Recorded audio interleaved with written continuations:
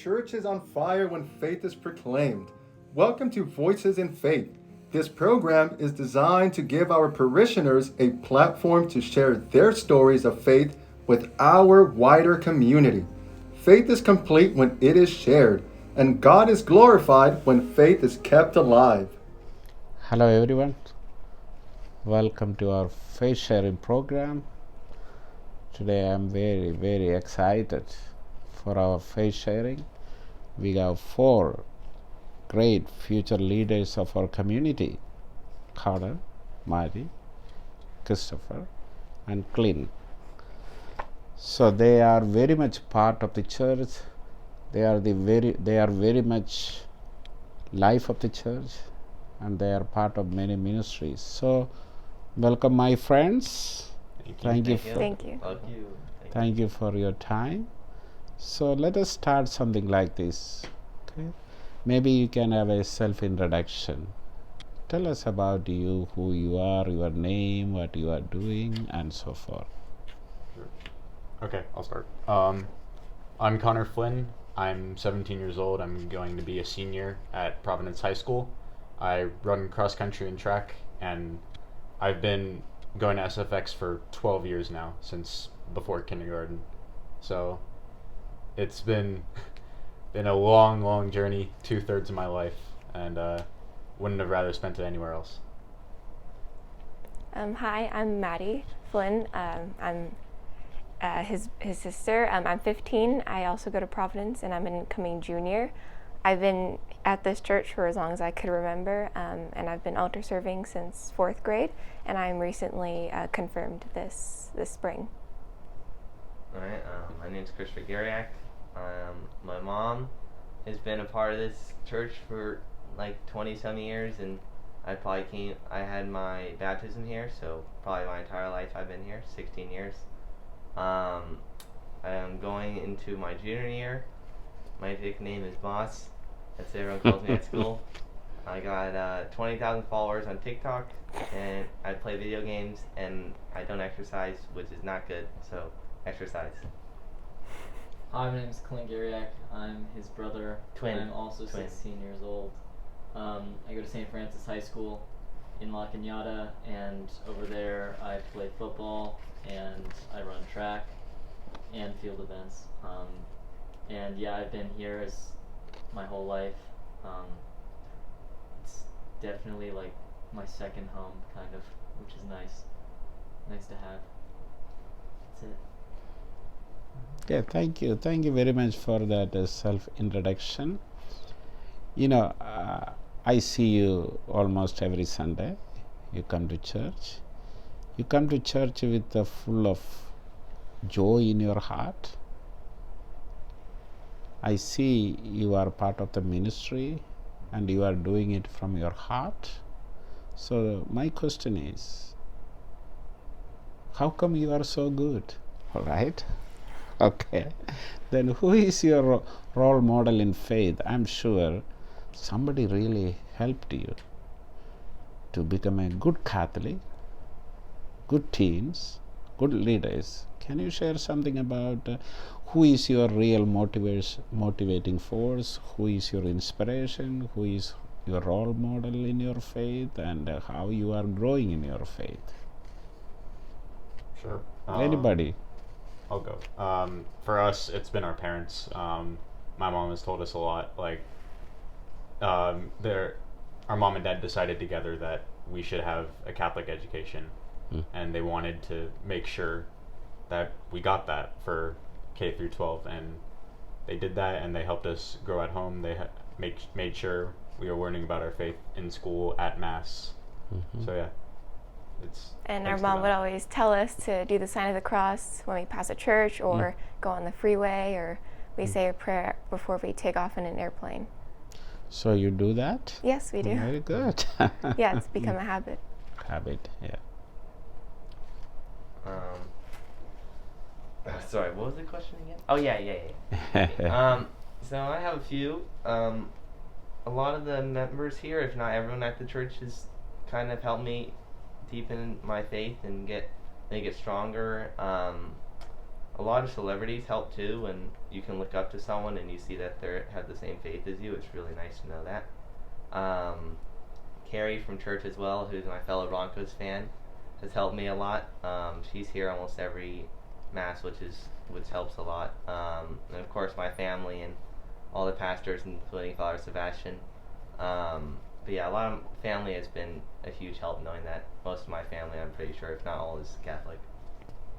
Yeah, family. It's kind of the family, like my actual close family that I have, like biological, and then like the church family as well. Like when I was younger, dragging me to church, maybe even though sometimes I wouldn't want to go. But it's kind of helped me form a better understanding of what like that the church really is and what my faith really is. So they've really helped me kind of figure things out. So you all were part of the school here, St. Yeah, Francis we all went Xavier K Catholic through 8th. School. Okay. Graduated and all. So what was your experience while you were students here? You could tell it was a Catholic school, and I know I've visited a couple high schools afterwards, and I'm like, it doesn't feel like a Catholic school. You know, it doesn't have the right feeling, and you get that with St. Francis because it's a community.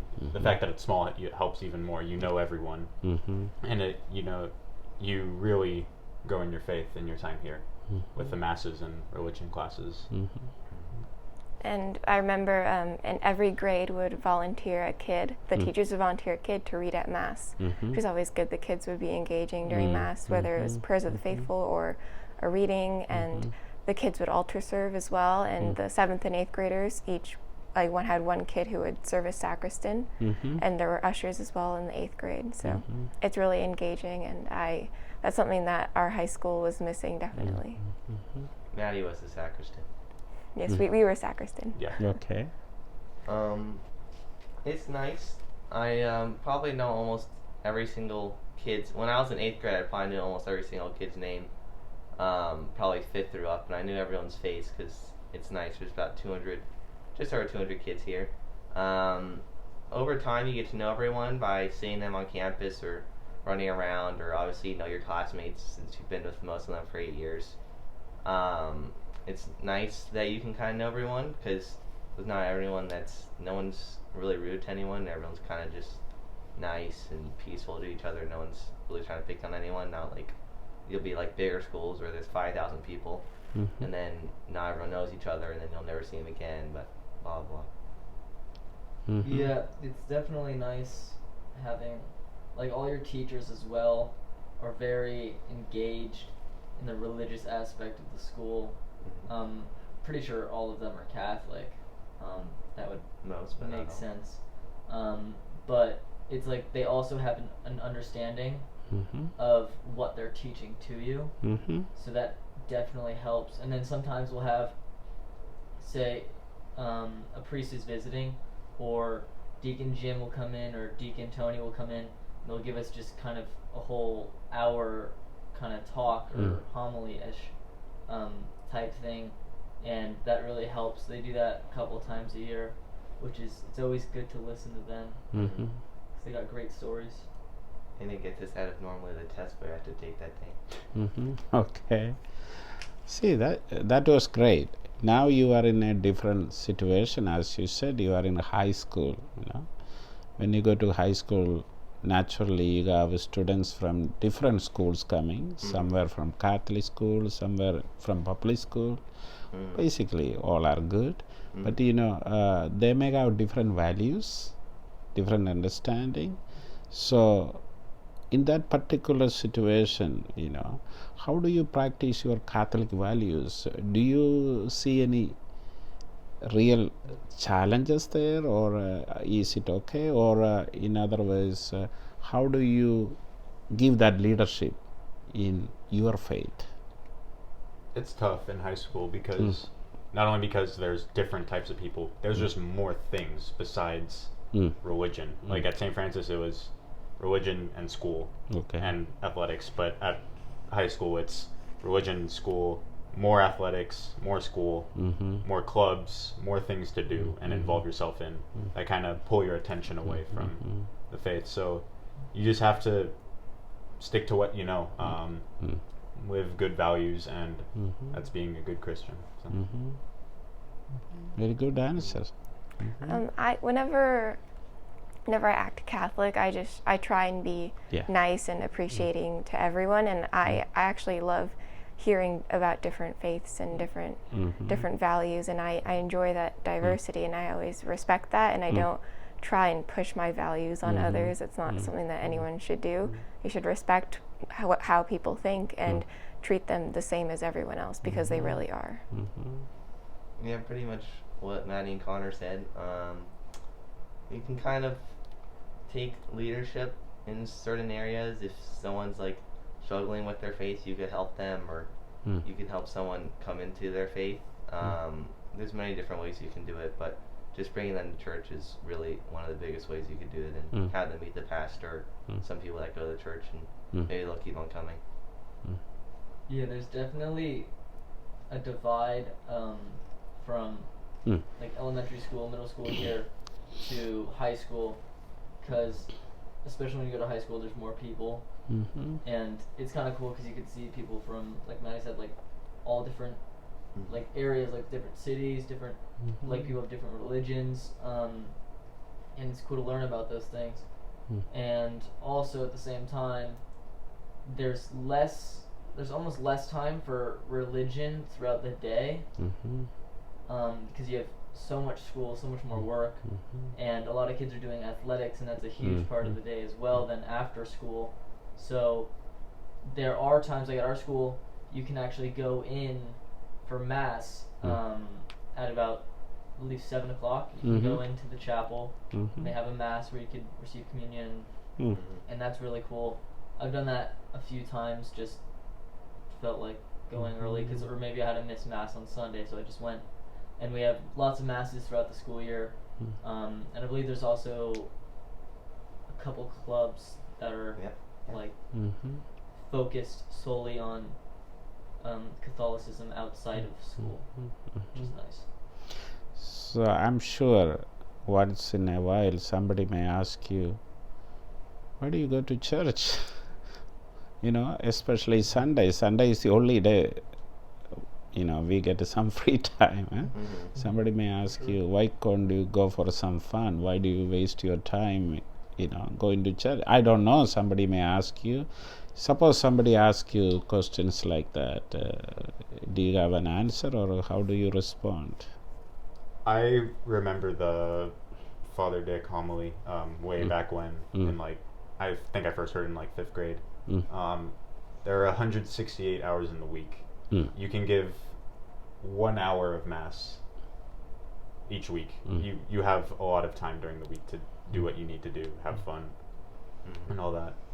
And also, you didn't ask about it, but also 5 minutes a day for prayer. So an hour 35 a week out of 168 dedicated to God.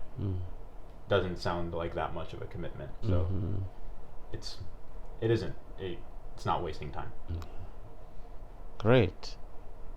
Thankfully, I don't have friends like that who question why I go to Mass, and a lot of them go to Mass too, just at different parishes. So luckily, I've never been encountered with that before. But if I was, I would tell them it's my time to celebrate my faith and give something, to God, and you shouldn't question that because it's my thing. Oh, I think going to Mass helps strengthen your relationship with God and the community, because that's also the only time you'll see those people maybe is during Mass. And going off like Connor said with the time, you'll hear that often, which is really good, because a lot of people need to hear that more than them just questioning you. Whereas you can either bring that up, or you could kind of sit down and talk to them and maybe help them change their mind, or not be so what's the word, I don't know, but not be so rude with a questioning. And they'll kind of be more nice about it, and then you can have a good discussion. Yeah, I kind of it's not even an hour anymore, Father. It's more like 45 minutes now. The Father Dick Mass. So I I mean, it's kind of just part of my life now. Is either on Sunday or Saturday, just going to mass, and it's always basically just worked into the schedule. So I mean, it's part of the schedule. Why am I'm not skipping anything on my little schedule that I have, and it's nice as Christopher said to see some people at mass that you don't get to see often, or like you'll just see them once a week at mass, catch up with them, talk about the week, talk about some current events. It's nice to see some faces, and then also talk about your faith as well.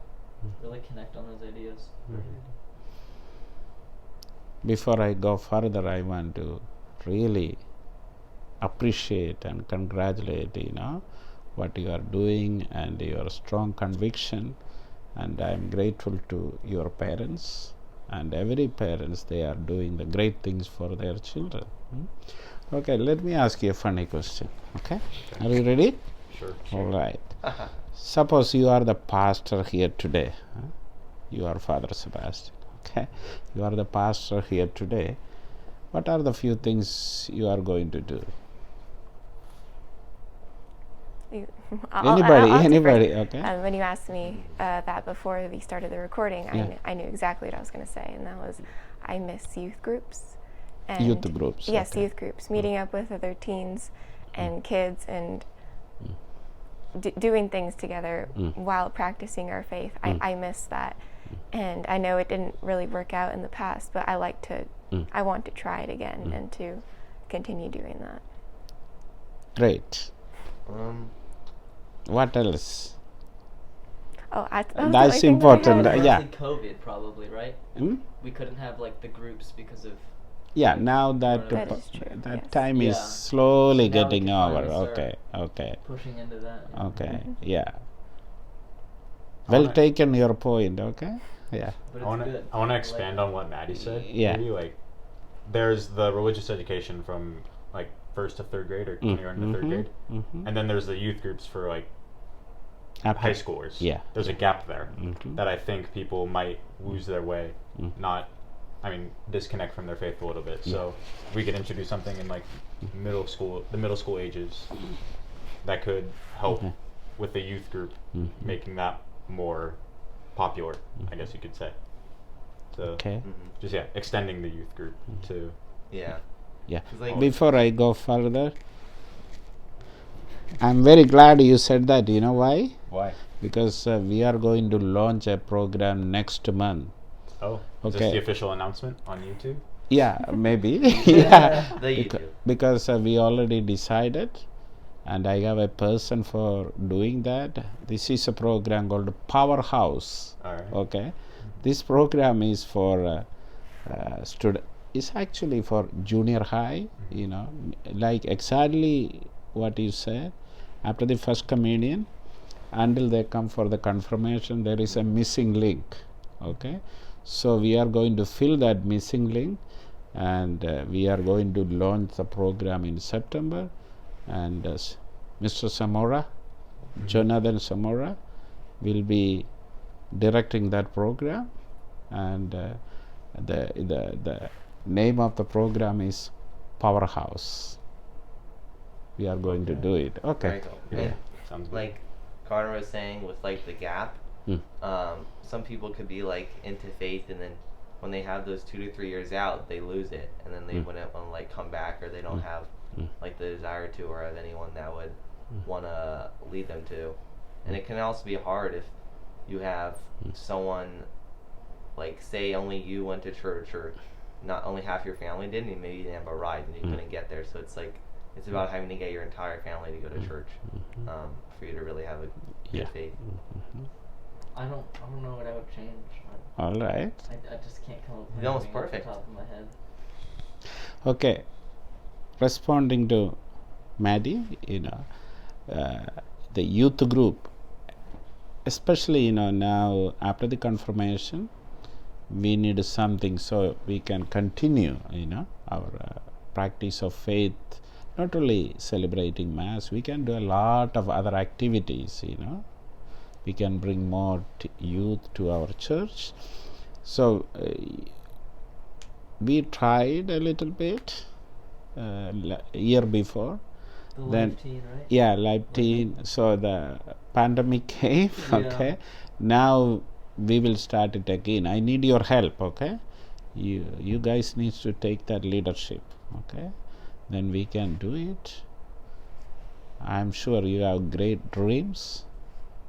We have to fulfill that dream. I'm with you for that. Okay, as long as I have 4 great people ready to go. All right. Okay. So another thing is I'm getting old, so I may get forget. So I wrote down some questions here. Okay.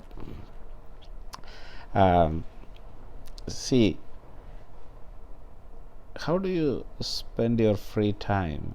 Probably this is summer vacation time still. I'm 2 sure more weeks. you. Yeah. 2 more weeks. Yeah. So I'm sure you have a lot of things anyway to do every day. But how do you spend your free time, or what are your hobbies? If you want to share. I got into video games over quarantine. So I play video games often, even though I get very angry at the game mostly. I haven't hanged out with many friends lately because of COVID, but I'm starting to hang with more people, which is good. I also collect wine corks, and I made a cork board for someone. I used like 1,000 corks. It was like a dartboard. So I collect those. I got a few thousand corks.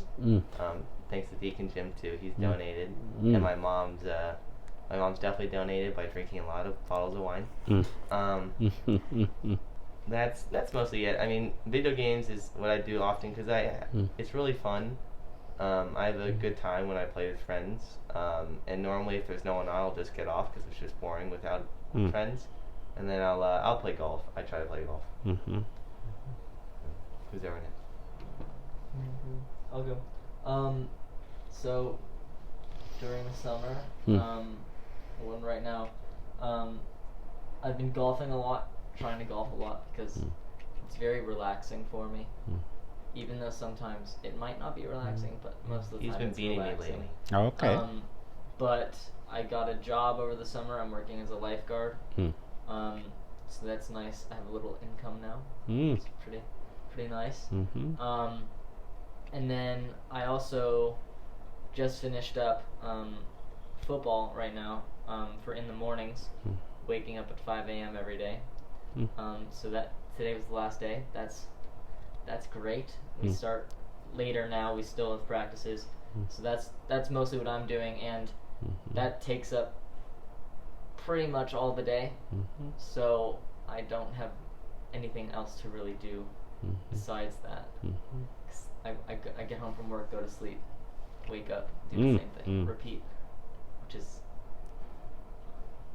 You want to say something? Sure. Most of my time I'm spending relaxing, trying to recover from morning runs because I run cross country. Like the hour I had in between practice and this interview, I was just not doing anything, just relaxing. And if I'm not doing that, I've started watching a little more Netflix. What shows? I watched all of Bo Burnham's specials. So Inside was really good. yeah, yeah, that's what I have been doing lately. I'm also working on a lot of summer work for AP classes, which it's a lot. So that spends a good chunk of the free time. I have basically my days are free time. Okay. I don't really have plans. So I try and do a lot of different hobbies. Like I love to play cards. Me and my mom love playing cards, so I'll play cards. I do puzzles as well, and paint, and watch some YouTube and Netflix as well. So I'm sure you all have dreams about your life. Okay. So what do you want to become? Have you set some goal for your life, or are you still thinking, or what? I have no idea. Okay. I know I want to be focused on something math related in the future because that's what I'm good at. That's what I like in school. But beyond that, specific careers, like I'll figure it out. Okay. I'm the same way. I Yeah. really like math and science, so Mm. I'd like to do something in that field. I Mhm. kind of always saw myself as a teacher, Mhm. so I might go into education. Mhm. Great. I'd probably like to open up my own business Mm. and then manage it. Is probably my goal. Maybe work on the PGA Tour, but probably manage my own business and open one day. Mhm. I would like to play athletics Mm. in college, and then eventually, like see where that takes me, just after college or through college, Mhm. and then get into the film industry Mm. like my father, and hopefully do well in that. Okay. Can you please share something very funny? You might have gone through a lot of funny experiences. Anything? I had many of those. Okay. On Monday, we watched two beetles attack another beetle Oh. after practice, Okay. which was Who won? no one really won. They all just flew away. We played anime music then Mhm. at the same time. But yeah. I recently went to Las Vegas with a couple of friends Mm.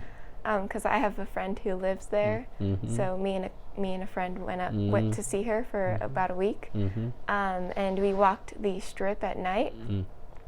It was pretty funny. There are a lot of interesting characters, and Mhm. I bought my mom her favorite casino playing cards Mhm. because they sell used playing cards from Mhm. poker, Mhm. and they go for really cheap because they're used. Mhm. And she's been playing solitaire at home, and she hasn't won a game, and it's been like weeks. And so you can tell that they're from Vegas. Okay. Did you gamble there? No, I didn't Can't gamble. gamble, you have to be 18. Mhm. Okay. I was in Las Vegas. How many? 18 years ago. It's changed a lot. I had to go and see what you are talking about. Okay. Is yours funny? You go. Okay. I'm blanking. So we flew back east to Pennsylvania last week or 2 weeks ago, and then we flew back. And on the 4 total flights, I hit my head 3 times. Walking, putting my bag away, and then sitting in my seat. I hit my head 3 times. I just kept on forgetting to look and duck. So that was funny.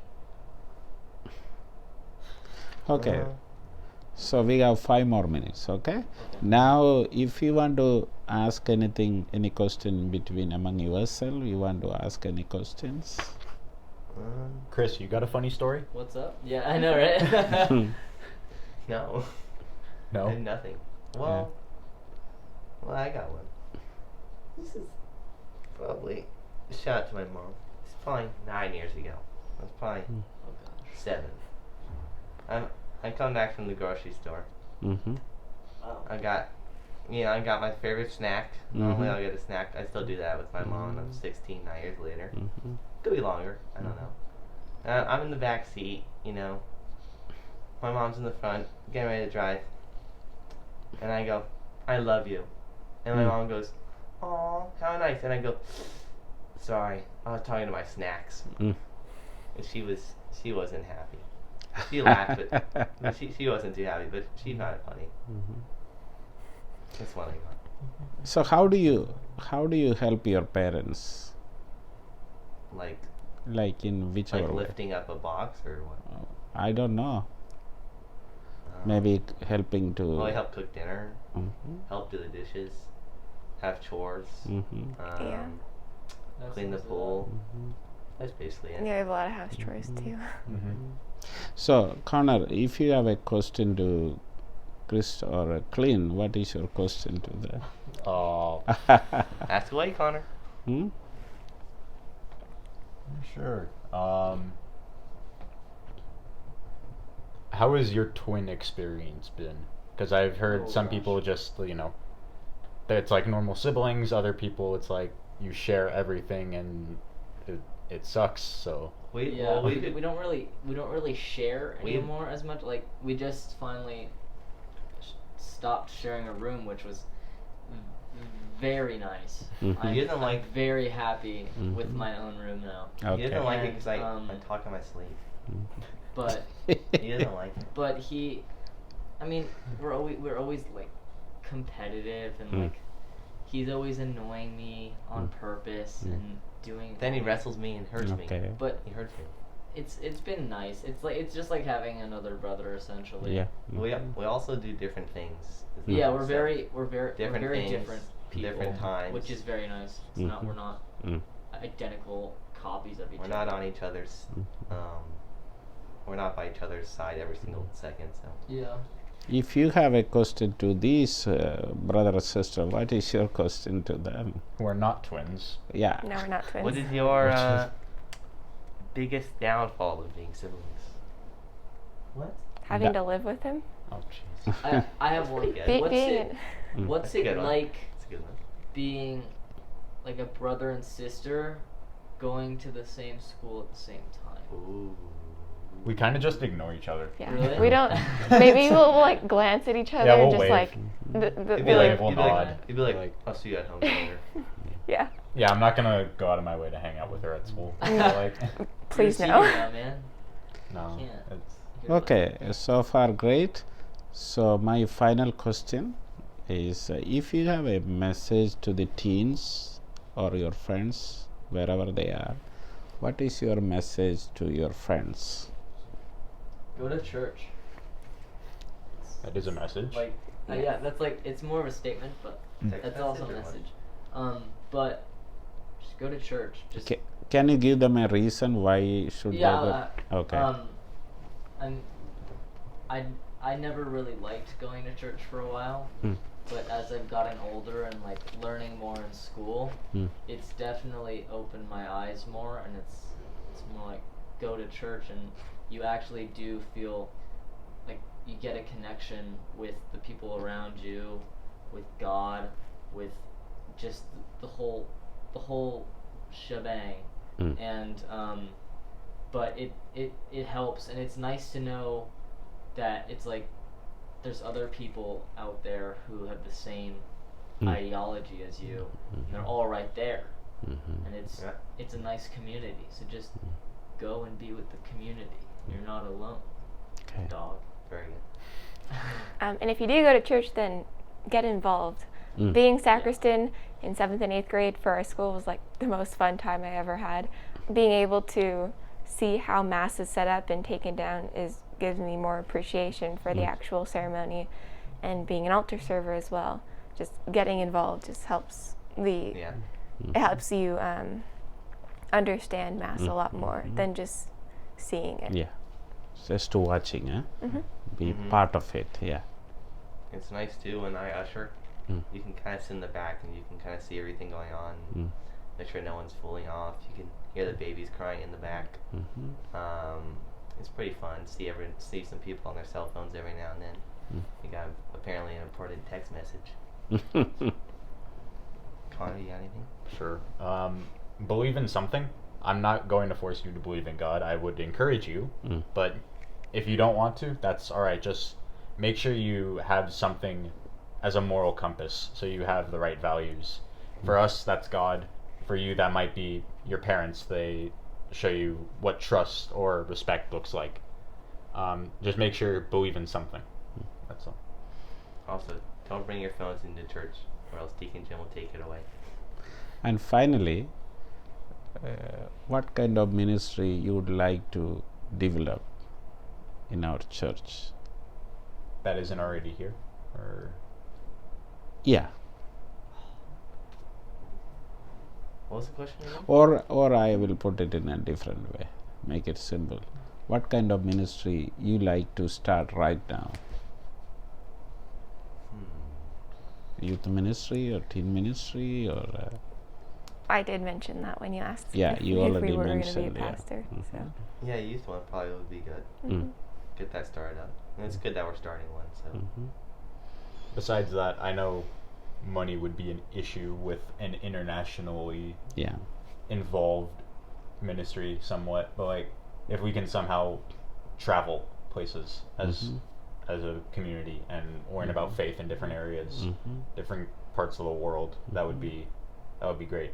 Obviously that's expensive, but Yeah, you know. there is everything is possible if there is a will, if there is a determination. So I really appreciate you, your time, and your commitment and your faith. You really inspired me. Okay, so I can do better now with your help, with your support. And this St. Francis Xavier Church is a beautiful community. It is. Everybody is good. We feel like we are a family. We have to keep it up. As I mentioned in the beginning, you are the future leaders. We all are getting old. Take the ownership, like you are already doing that. Let us keep up that good spirit. Okay. So one of you like to conclude with a little prayer, if you feel like. Okay. Father, Son, Holy Spirit. Lord, we thank you for this time of gathering with all four of us and Father Sebastian and our camera woman. We pray for successful lives with the four of us, and that we do good in the ministry in the future. And we just thank you for another day. And we once again pray for the families of us four and Father Sebastian. Amen. Thank you. Amen. Thank you once again, and thank you, Lizette. She is the one always spending time recording this. Appreciated. Thank you, everybody. See you next time. God bless you. See you guys. Thank you for joining us on this week's Voices in Faith. May God bless you and your family, and we'll see you next week.